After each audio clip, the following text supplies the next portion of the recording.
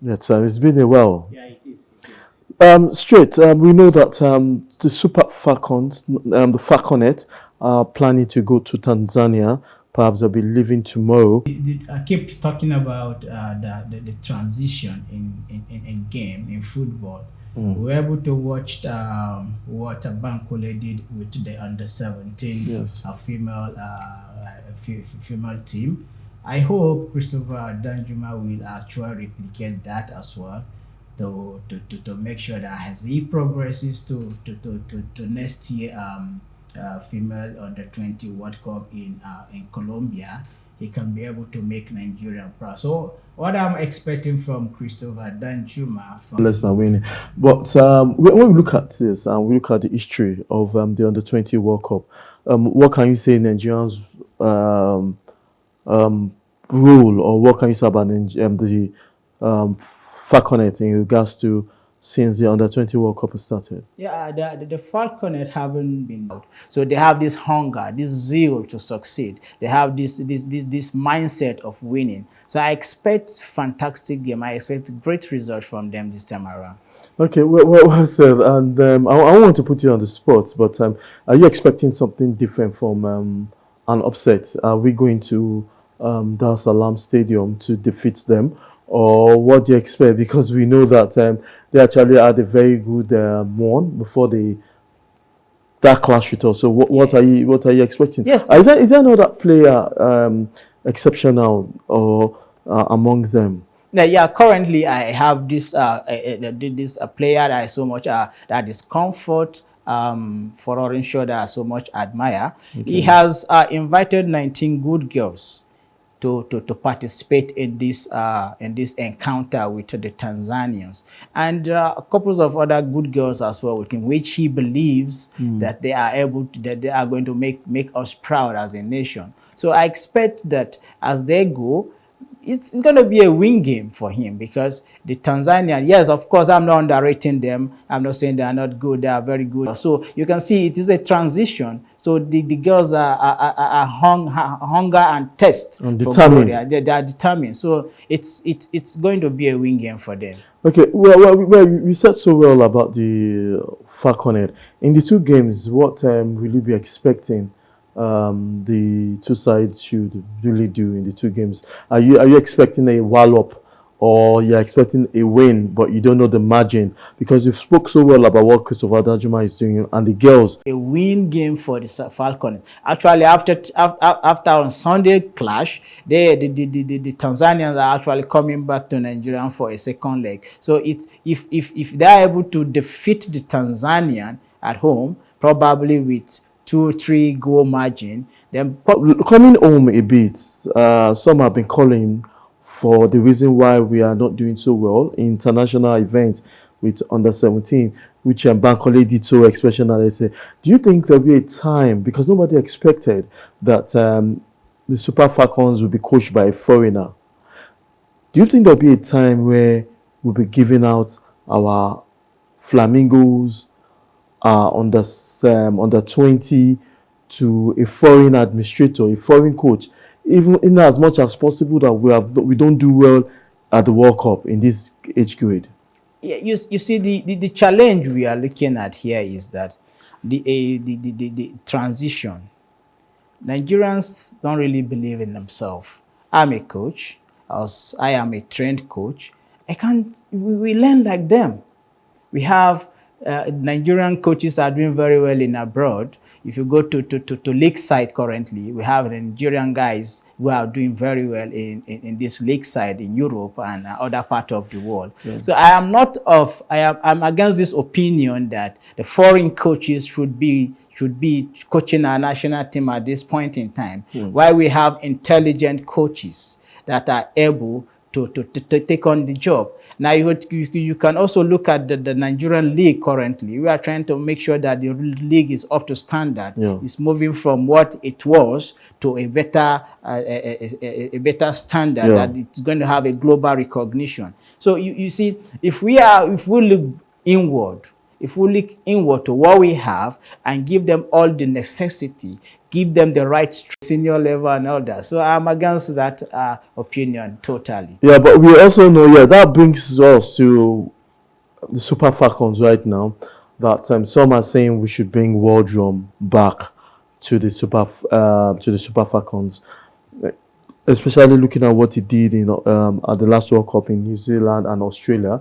I don't know whether those watching us at home are also part of the opinion that should we bring Wardrum back. Some are saying we should bring him back. Some are saying we should look for, and that's Wardrum is a foreign coach. We all know that. And but what's your own opinion? I'm sure a lot of our viewers will have diverse opinion as to whether we should bring Wardrum back or not. Yes, I'm not against Wardrum as an individual. We know that we have this little controversy between Wardrum and the NFF. Well, he is done very well. He took them to Morocco. And Morocco wasn't so nice. They came first, yeah, no, it was a flop in Morocco. Okay. You understand? But then he then took them to New Zealand and Australia. So yeah, and Australia. Nigeria was actually the underdog in that group side. Yeah. And he proved everybody beyond a reasonable doubt that Nigeria was able to come second and qualify to the next step. Unfortunately for them, they meet a better side, which is England, that beat them on penalty shootout. Well, Falcon, where we have other good coaches. We have Christopher Danjuma, who is doing very well with the under-20 side now. The Bankole has done a little bit of his part. And we have other coaches who are experienced in coaching female national teams. So they can actually bring an indigenous coach and let's try it and see what the result is going to be like. What do you think is the reason why they always want to ask for a foreign coach ahead of local coaches? There are many factors. I'm sure all our viewers are watching. I don't have an answer to that. But looking at NFF, there's the first, though we had in the past, Bonfe Joe as the coach of the Super Falcons way back in the early 90s. Yes. But then we used Edwin Okon. There's some coaches that we used during those periods. Yes. I think Paul Hampton, if I'm not mistaken, and some other coaches that I can't remember the name as I sit here. But I know that there have been other coaches between Edwin Okon. And now they brought Peter Deneby, the Swedish. That was, I think, the first one in recent time, first foreign coach in recent time. And now we have Roger. What's the reason why you think in Nigeria has won 9th time African champion in the Women's African Cup of Nations, we would now glamour for a foreign coach? What do you think? Yes, you see, when it comes to female football in Africa, Nigeria has actually been the giant. The lady has made us proud. They have made Nigerian proud as a nation, and we are thankful to them for that. Then like I earlier mentioned that looking inward actually is what I believe on. And if the foreign coaches have been doing very well in this cadre, and you know that the indigenous coach have been performing exceptionally in the lower cadre, why not give them the chance to to move up and give them all the necessary training that they ought to have? If you do that and you fail, it therefore means that the indigenous coaches could not perform. Then you now look outward and then look outward, bring in the foreign coaches, and I'll ask yourself, what is the problem? What are we missing? If you can be able to sort it out and you're able to see, you're able to get the exact thing that is missing, then you can provide a solution to that situation. Foreign coaches are very well experienced coaches. They are very good. Besides, the game of football is originated from the Western world, and we are still copying from them. We are trying to learn from them, and we have been doing very well in some areas that we ought to. But then, if the current administration will provide a solution to the current problem that we have, I think we are good to go. So now let's also look at one very fact. You're a coach, you're a product of our institute here, and that's National Institute of Sport. Yes. You've got some experience with even Remo Stars. There's some time here with Remo Stars around them, and you also with South Atim here in Nigeria.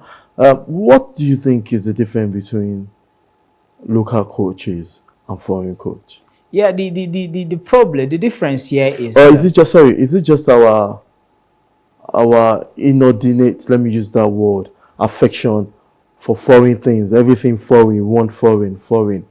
Or what do you think is the reason why people always want to glamour for foreign coach when obviously we have such level in capacity over here? yes, of course we have capacity. Like I said, I have been in Remo and I watched most of their games and I see what they are doing at the moment. They have this organization They're and very organized. very organized. And before they could able to achieve that, they put in training. They were able to coach, train their coaches. They were able to expand their views. Okay. And by the time they're able to do that and they put it to practice, and today Remote Star is what it is. Yeah. Now I'm coaching Southampton Academy at the Okay. moment, Okay. and you could understand that why we are doing exceptionally well, because we do deal with education Okay. and sport. Sport, Why okay. we are able to achieve that, why we are doing exceptionally very well in that aspect, is because we are open to training.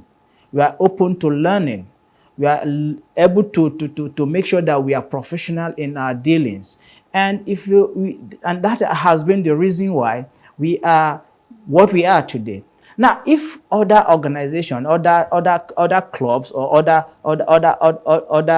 Institutions like that, institutions will look into training their As a what way they of have, growth, their yeah. product, what they have. If they are look into training them, believe me, it will not be different from what the foreign coaches have, or it will not be different from what the foreign counterpart had.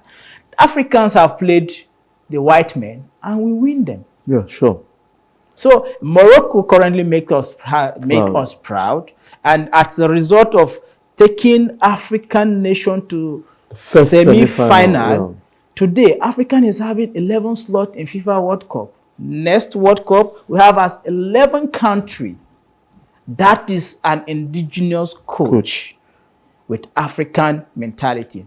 Now, what I'm trying to talk about is if we will have a pattern, a style of play, like what they have over there, and if we can be able to bring in, look inward, sit down, and be able to proffer a particular pattern that can suit us.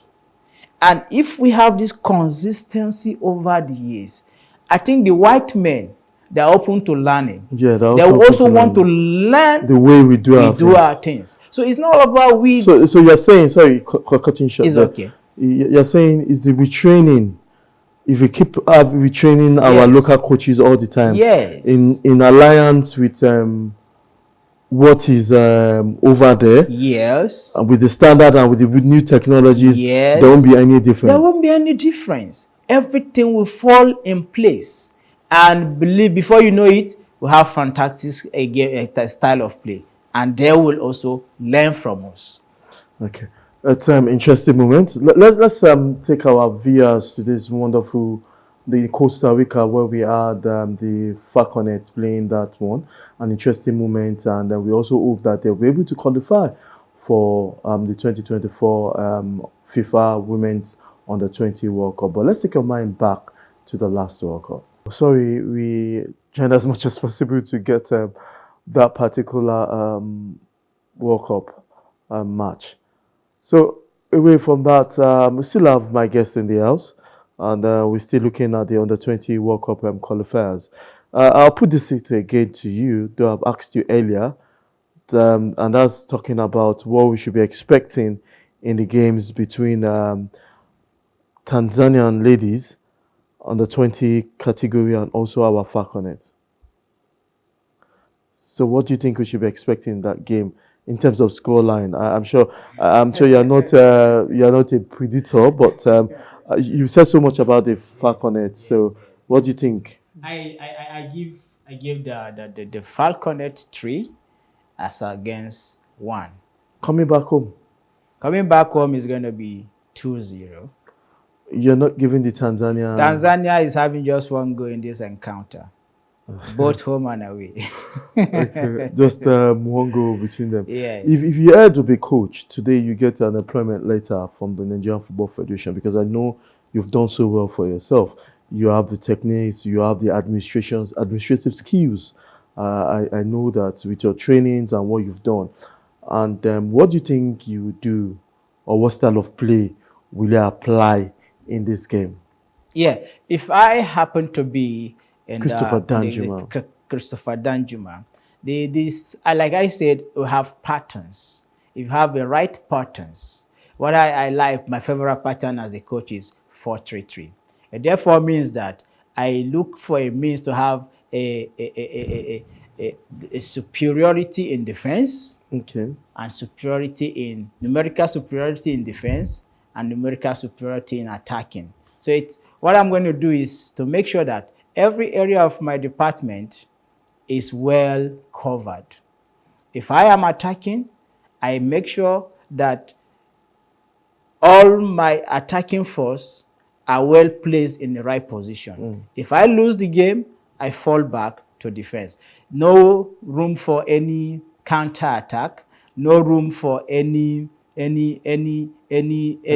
defensive error, so that I will not concede. Because I, as a coach, I don't really like having goals in my net. All I want to do is to make sure I put the goals in your net, but not in my own net. So if I am Christopher Danjuma today, let it be a kind of counter-attacking system and defensive system. Why do you opt for that 4-3-3?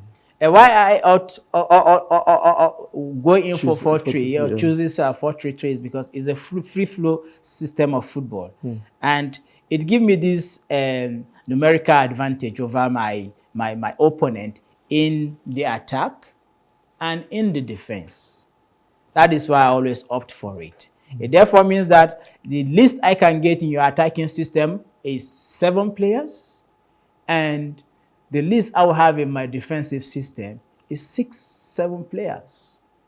That is my formation, so that I can be able to defense and as well attack. Interesting. If I have a club, I'll probably think of employing you to. Your role model would be someone like who? My role model at the moment is Arsenal Wenger, Okay. because I happen to be an Arsenal fan, and for very long a period of time I have been watching his style of play. And even though during the days of Arsenal Wenger, he played more of a 4-4-2 when he was having this invisible Season. glorious season. So he played 4-4-2 during that period. Yes, it's good. It's a diamond formation system. It's very good. But over the years he evolved, he was able to use the 4-3-3 system, which I actually copied. And at the moment, Guardiola is another coach that I am currently looking into. I look a lot, I watch his game a lot. I look at his tactics and techniques and all he's been giving currently in the world of football. So he's another man that I don't let go when it comes to coaching. It's